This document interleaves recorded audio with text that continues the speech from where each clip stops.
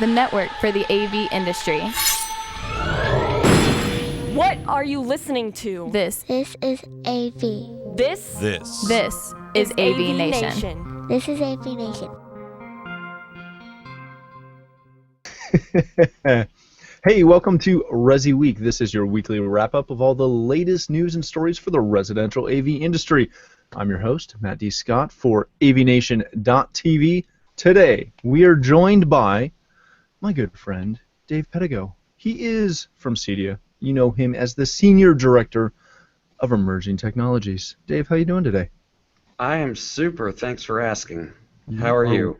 I'm doing good. I'm doing great. And then we have Joe Whitaker, the owner, El Presidente, the boss man, the head of the Thoughtful Home. How you doing? Doing well. Thanks for having me again. Hey, no problem. Thanks for coming back. Let's jump right in. It's a sad, well, it's not a sad day today, but it's been a sad day last week when it came out that VHS is done. We can no longer be kind and rewind. This comes to us from Forbes, which is a wonderful place to be getting AV news. The last VHS machine has rolled off the line. Gentlemen, are you as sad about this as I am? I'm brokenhearted. I knew you would be. Being a little bit older than you guys, my dad bought one of the first VHS sets, and I remember vividly my first VHS movie, which happened to be Airplane. Oh, really? Classic movie. Awesome. Unexpected nudity as well at 7 years old. It was perfect. Just stuff to make you smile, right? Absolutely. Joe, is this breaking your heart? Or is it just Dave and I? Funny story. I tried to order the last one so no integrator would have to install it. But apparently there's a line for the last one. Does it make me sad? No, not really. I mean, the official analog sunset was in 2008, and It was a while ago. But look at those numbers inside Forbes. They made 750,000 of them last year, so I'm assuming those are all stocked on Walmart shelves right now. And nobody is buying them. So you're going to see VHS at Walmart for like 15 more years before they run out of those 750,000. You know what, though? You do always find somebody who is just determined that they need a VHS for their home movies or that one episode of MASH they taped in 82 they want to rewatch. And then they bought that VHS DVD recording combo 10 years ago, and they still haven't converted any of them. They still use the tape. Well, yeah, 'cause the tape lets you rewind. It's fun. It's got that, it's going to come back like vinyl. You know it will. It sure will. At 320 by 240 resolution. That's right. Yeah, I don't know where we're going to watch it. Although, I still remember, doing a lot of work in commercial video houses where you had VHS, you had Betamax, you had all that stuff. Even not that long ago, it was still kicking around just in case. And I will be the first to say I miss the media that you could take a piece of tape and tape over an empty spot and record over whatever was on it. Yeah, it's true. Joe, the big question is, what are you going to do with all your S-video cables? So that's a good question. You can recycle. We can recycle them. You can recycle them. Mm-hmm. I'm sure there's a converter something for something. No, don't even start down that road. You don't want to go down that road at all. All right, we could reminisce over the good times of VHS for hours, I'm sure. I still have a VHS of Goonies to this day. Do you really? Yes, I'm keeping that forever. See, I don't know if I have a single VHS in my house, but I know in my parents' house in the basement, they've got a lovely built-in cabinetry system that has slide-out drawers specifically designed for VHS. DVDs do not fit. So this is very heartbreaking to them. Well, and me too. What else am I going to do when I go into the basement and use the old tube TV that's just never been replaced and try to watch, I don't know, The Lion King or something? It's not going to fly. Or old episodes of Rockford Files? Come on. Before we move on, I do want to say the VCR built the biggest scar for the AV industry everywhere that poisoned us all, and it was called the TV VCR combo. I'm just saying, none of us will ever use a combo machine again because of that device. Yeah, but come on, how many? Did you never sell a TV DVD combo? Yeah, my God, the Toshiba flew off my shelves. Yes, okay. I was going to say, because I remember those. Those were good times. See what I'm saying? Yeah. All right, let's move on, otherwise we'll all get misty-eyed. Coming to us from CE Pro, Sony kind of made a splash over the last couple of days, releasing their new, wait for it, LCD Z series TVs.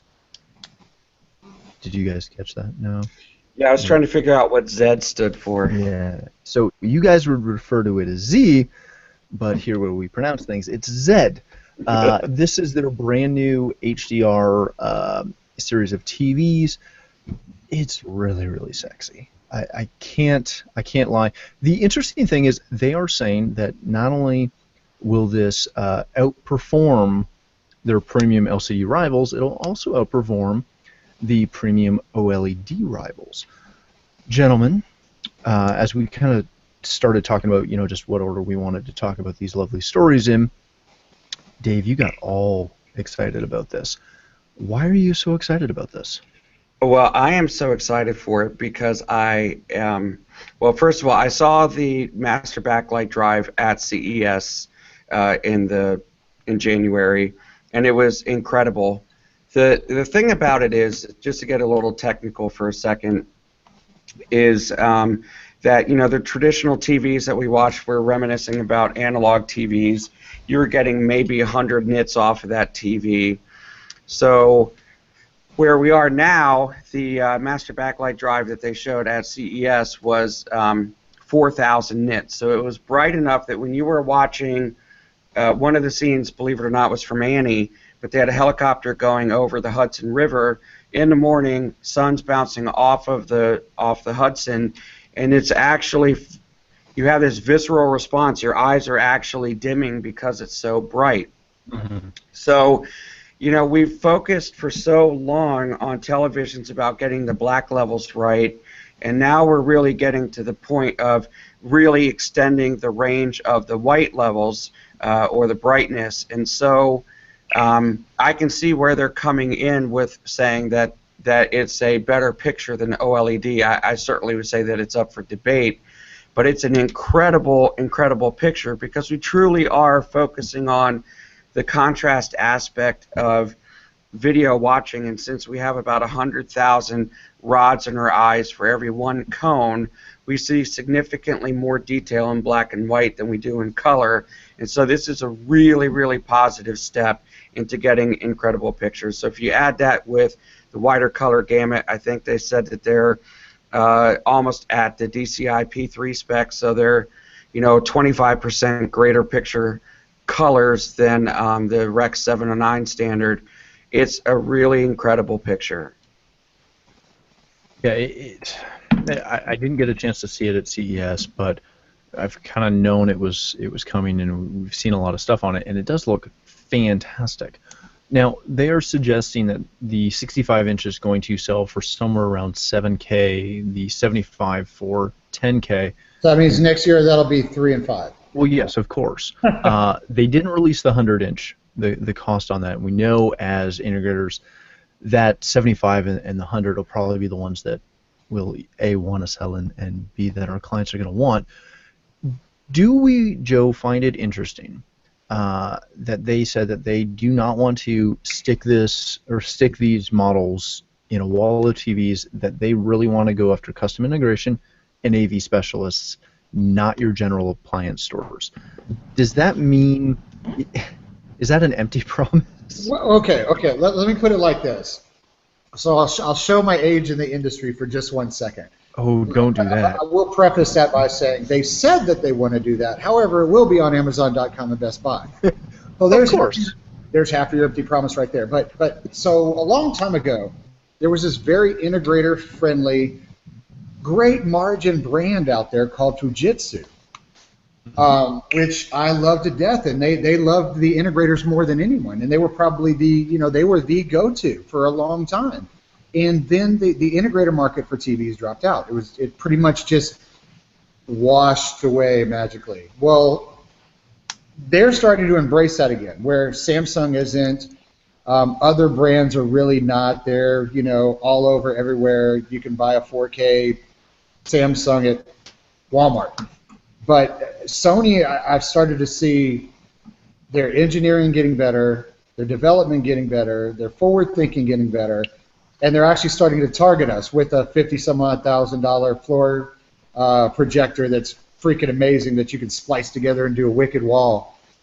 They've got the new 4K big boy. I mean, they're really starting to hit that market, specializing for integrators with great IP control, all the other bells and whistles that we ask for, built-in streaming media that has, you can direct jumps with any control system. They're really starting to move. They're starting to fill a gap that we do not have. There's nobody that's doing the moves that they're doing from a TV and projector manufacturer, specifically for our market. What does hurt us is you can get it on Amazon.com, and you can get it from Best Buy. That's kind of the only downfall. I would say it's funny, when this TV was first kind of announced, it was probably maybe the week before Dave saw it at CES. I get a message and a picture from Jason Savage at Sony, and he's like, "Dude, you've got to see this. I've officially fallen in love." And when he tells me something like that, I'm like, "Yeah, okay, that's marketing talk." But I mean, now I've seen it, and you're right. This is kind of They made a mistake at CD a while back. I'll just say that I actually think they're starting to fix it with their products now. That's a wonderful way to dance around that. Because, we've seen, and again, I don't know how it is stateside, but for us up here, we've seen a lot of the premium television products disappear from our suppliers and our distributors and go direct to, again, the big box stores. So I find this intriguing to see that they've kind of, especially after they had their issues with some of their reps and changing the way that they were dealing with the integration channel. It's a really interesting thing to see. Dave, can we expect to see this at CEDIA? Oh, of course. Of course. No, I really think so.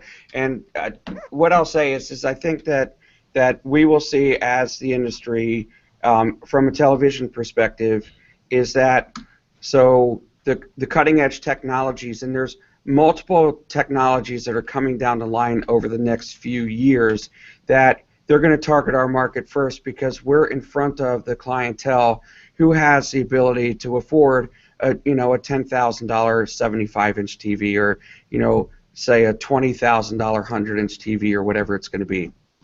So, we're only at,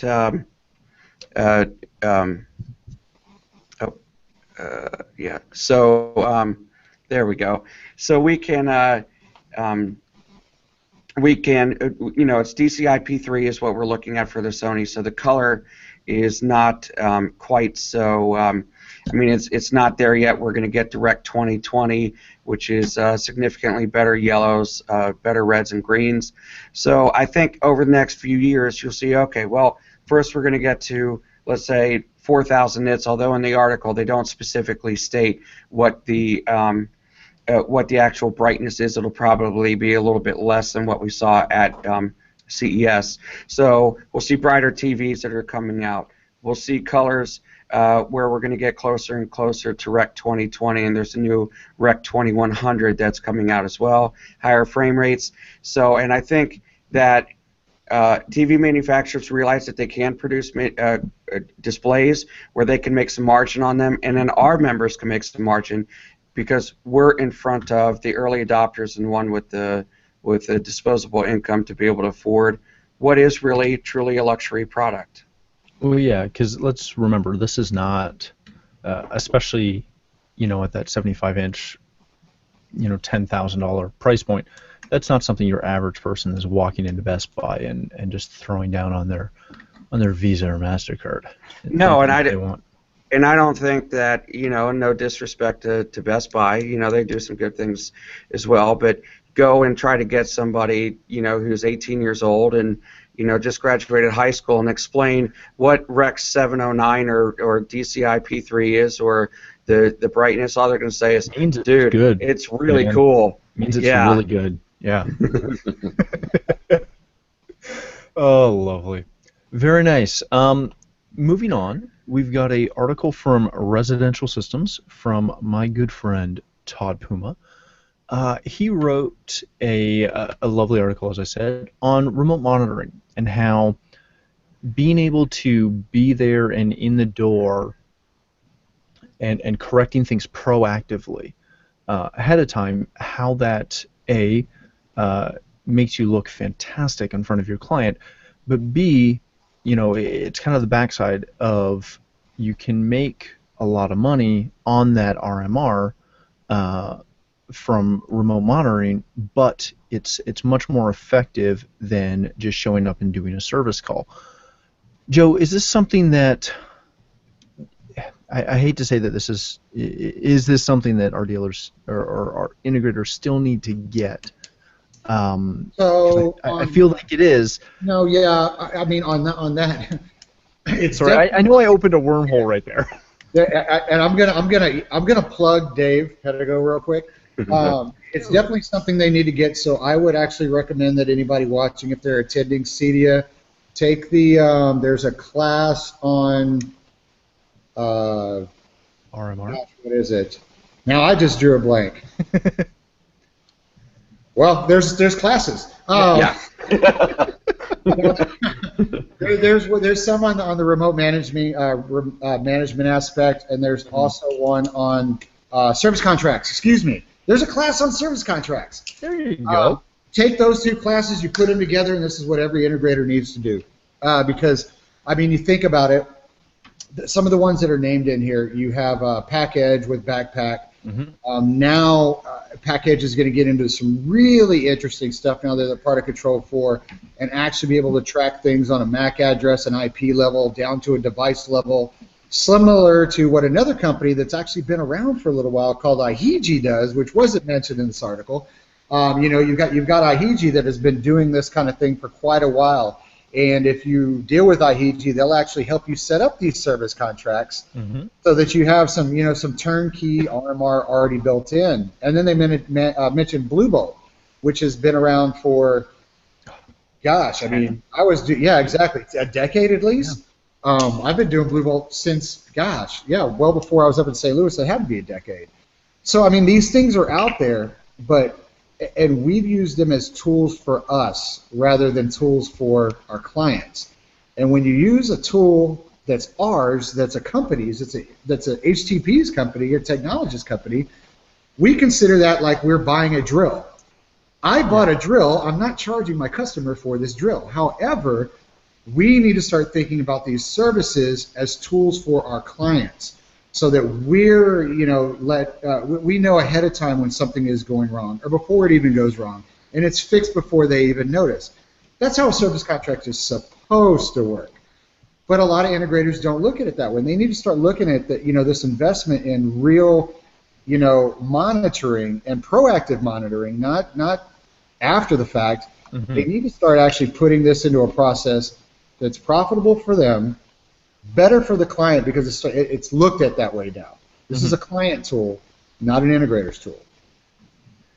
Well, and that brings up the good point of not only from selling this as a service to your client and taking care of your client better, there's something to be said for having that RMR revenue coming in when you start to, if we take off kind of the integration hat and think more of a business management side of things. Mm-hmm. When you go to either try and look at your exit strategy or look at getting more financing or do anything to help you personally as ownership level or as you're trying to retire or anything like that, having a laundry list of clients that may or may not do something with you down the road doesn't really help you. Having a massive list of those clients with half of them on a service contract looks very, very attractive to anyone in any sort of financial industry, and as you're looking to potentially either sell or grow or move on. How important, Dave, is it for us to kind of get past, again, as Joe said, just using stuff like this as tools, whether it be for our tools like drills and that type of thing, or for client-facing tools, and using this to help build our bottom line and the valuation of our companies? It's critical. Like, it's not just like a little bit important. It is, oh my God, it's so important. For years we've actually spent, I've been up on and speaking on panels or teaching classes and talking about the importance of RMR, and so we try to stress you have to have something, you really put it eloquently, you have to have something in the pipeline that shows that there is a value to the company other than just the capital equipment that you have and your name. Yeah. It's really, really super important. The hard thing is that, so say 2009, 2010, we'd ask how many of you are interested in recurring monthly revenues. We'd ask in our annual surveys, and you'd get, let's say, 20%.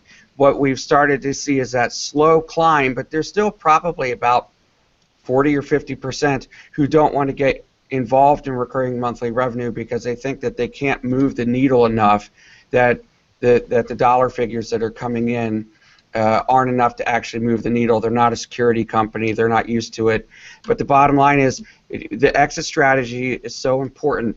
Of course, everybody wants to be wildly successful and make millions of dollars, but at the end of the day, what we're really trying to do is to build a business. We all want to be able to go on vacation with their family. We all want to provide for our kids, whether it's handing our business over to our kids or it's selling it, those kind of things. And recurring monthly revenue, having a pipeline, is the most important way. And so, I'll just put a shameless pitch in real quick and say that, the CD business education, over the last couple of years, we've finally starting to see that more business classes are actually taken than technical, and that's really a good thing, because we've seen a large increase in the number of education seats being taken, but it's more people focusing on their business. We find a lot of these people, they know the technology, they don't really know how to specifically grow their business, and so register the training pass. You can get all you can need education as a CDA member for one training pass. I think it's $399 right now with the early bird prices.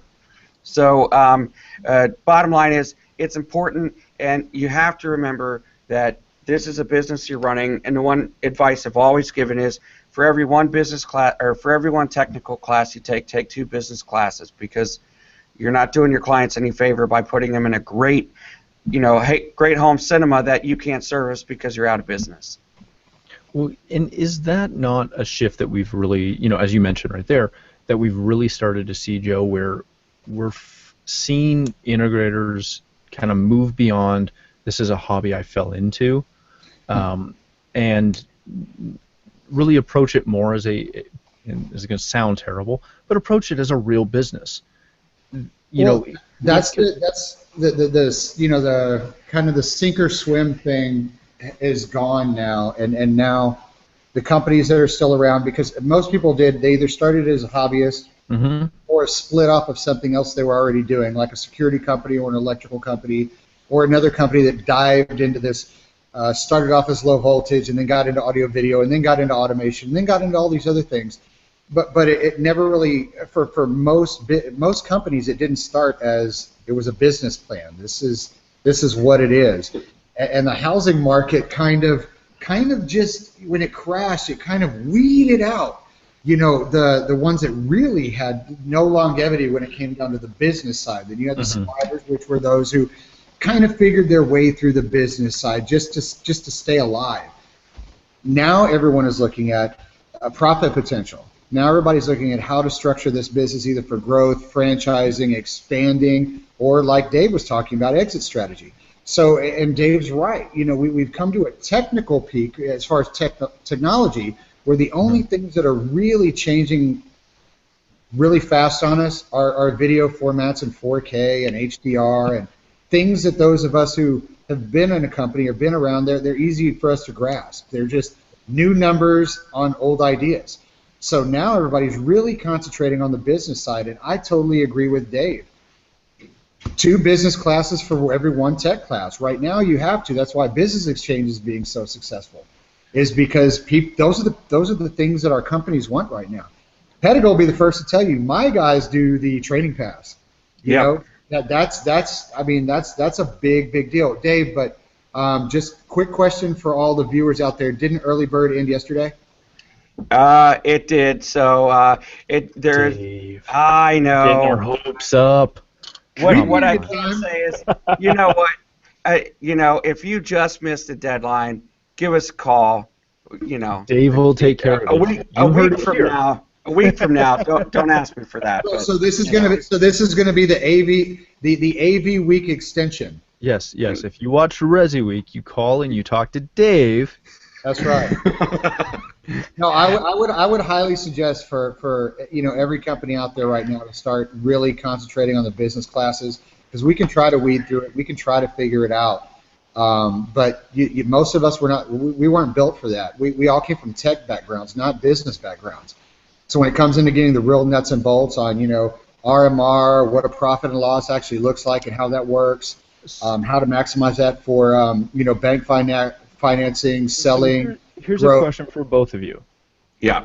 With Cedia being, a little over, 2 months away, month and a half away? Oh, gosh. It's close. If you haven't already, booked all your tickets or got your whole team ready or whoever's going, if you haven't made that decision, are we to a point where, in addition to sending that lead tech or those couple techs to show up and see some gear and take some tech classes, are we at the point where we should be bringing all your executive staff? Oh, I mean, in my opinion, I hear what you're saying. All the time. But you always see people and they're like, hey, who do you have with you? And they go, oh, I've got my lead tech, I got my lead installer. You never hear about the office staff coming. Matt, I got a good one for you. Matt, are you ready? Yeah. Are you ready for this, Matt? Go. I'm ready. Dave. Me and Dave have been messaging back and forth for days and days and days. Dave, who is going to be taking some Cedia classes this year? Well, some of your top people at your office. And myself. Oh, yeah, that's true. Oh, yeah. That is right. That is correct. So, yes, it is important for all upper staff to, for one thing, I cannot stress refreshers. There's things that, somebody up at the top might not touch for 2 years, but, it lands in their lap in a very big way. I could not stress refreshing, and then also keeping up on some of those business classes. The Business Exchange, there was a great class that I really think should be a Cedia class, by the way, Dave, the one that talked about employee hiring, things about HR. Those are things that, I wasn't familiar with myself, and you look at that, and those are legal things. Those are things that could shut down my business if I do it incorrectly. Well, so, I think that these things are super important, and Dave's staff and the stuff they do is amazing. And not to be too self-congratulatory about what we do, since I actually work for Cedia, but what I would say is, the education is amazing, it really is, and I can say that now that I don't run education anymore, so I don't have to take any credit for my work. The other thing is, it's not about just that. The big thing is the networking and finding people who have, common issues, those kind of things. There's just something to be said about being at a place where you meet people, you put a face to the name sometimes if you've been talking to people on the phone. It's just as great about being there and seeing the people in the industry and talking about common issues as it is seeing the new products. It's not just about the products, it's about the community. Yeah. And so it's not me trying to push the association down your throats. It's just it's the truth, But that's even something that I've written about for years. Is that I don't honestly go to the shows because I want to see the tech so much as I want to get arm in arm, get close to everybody else and everybody in the industry, because you learn so much, even just from walking the floor with multiple different people and bumping into them, let alone taking classes and seeing all the new tech on the floor. It is really about the community, and you can't, I don't think you can put a price on it, or B, obtain that kind of experience anywhere else. I agree. And, for some people who think, well, I don't, have the money to, say, spend, $500 or whatever it is for classes on education, there's also hundreds of manufacturers' product trainings as well. So there's opportunities in all sorts of areas. All right. Well, gentlemen, thank you so much for being on this episode. I had a blast.